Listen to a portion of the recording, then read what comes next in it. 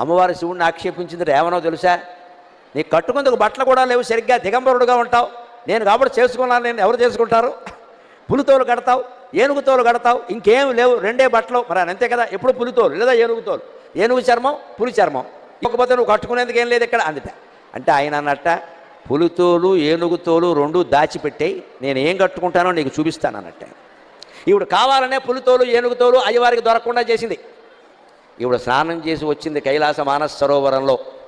ఆ తువ్వాలు ఉంటుంది కదండి, అమ్మవారు తుడుచుకున్న తువ్వాలు, అది ఆరేసింది అక్కడ.